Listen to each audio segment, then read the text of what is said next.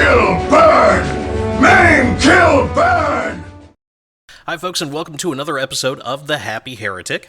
Now everyone knows that I mostly paint Warhammer 40k and Age of Sigmar minis, and my style for both tends more towards the Grimdark aspect of the hobby. I love weathering effects, and I make heavy use of all my oil paints to make my minis look as nasty as possible, which is good given that I paint mostly Nurgle stuff. Recently, however, I've found myself diving into Star Wars Legion.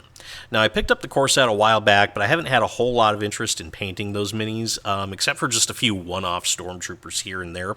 I think one of the reasons for this is I just wasn't impressed with the quality of the sculpts in that box, but I also think it's mostly I was just intimidated by the prospect of having to paint these minis just like what you see in the movies.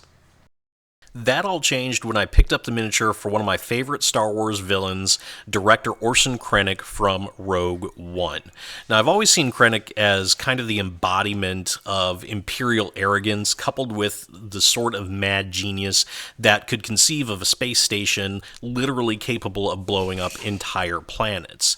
That and Ben Mendelsohn is just a superior actor who really did a great job portraying the man who conceived of the Empire's ultimate weapon. So I decided that I would challenge myself to paint this mini as close to the movie as I could, and I actually managed to pleasantly surprise myself. I think I managed to pull off the look quite nicely, and I'll have a video later on discussing how I painted Orson Krennic. Of course, I couldn't stop there, and my success with director Krennic led to the idea of painting an entire Rogue One-themed Imperial army. Now, naturally, I wanted to start my force with a box of Death Troopers, because those are just the iconic stormtroopers from that movie, but my friendly local game store was completely sold out, so I grabbed some Imperial Shoretroopers instead. Now, I fully intended to paint the members of the Scarif Garrison as bright and shiny as I could, just like what you see in the movie, but as you'll see, I ended up sliding back into the familiar shadows of the Grimdark, and actually, I'm not mad at the results.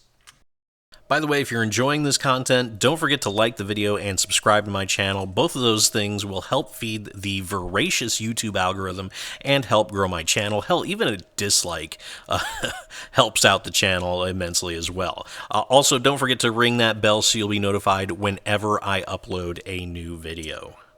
Now, let's get back to painting that Shore Trooper. I started out by doing a Zenithal Prime with some rattle cans, just Army Painter Matte White over Rust-Oleum 2X Black, and then I let that dry for probably about an hour or so. I wanted to paint my Shore Trooper as close to the movie as I could, so I decided to skip my oil paints this time and fall back on my trusty contrast paints instead. Now, the Shore Trooper's armor in Rogue One is kind of a light tan color, so I busted out the Skeleton Horde for this first step.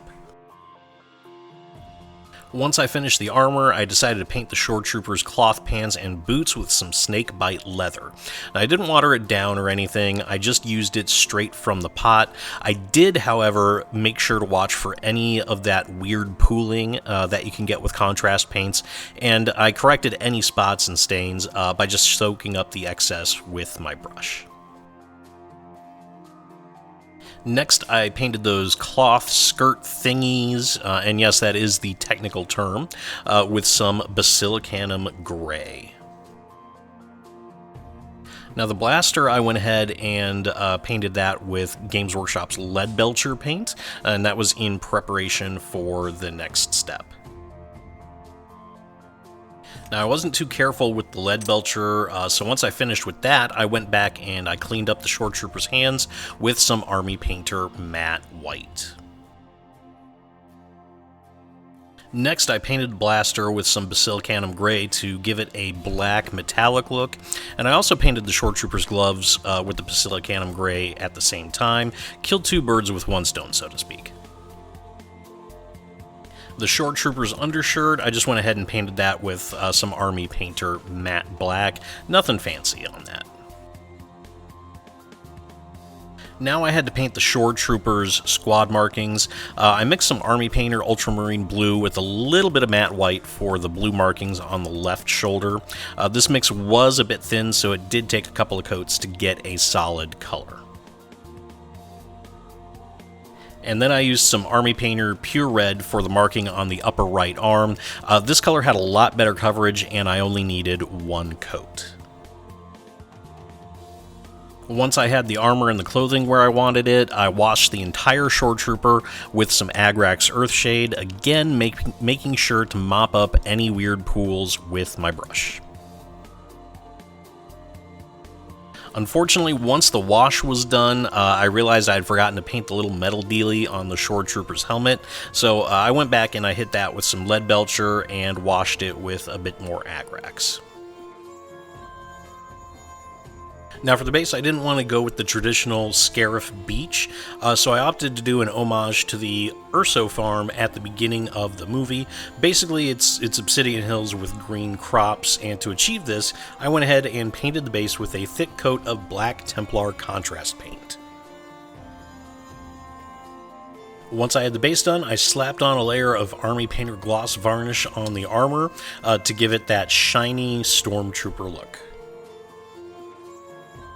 After that, I hit the rest of the Shore Trooper with a coat of Citadel Storm Shield varnish.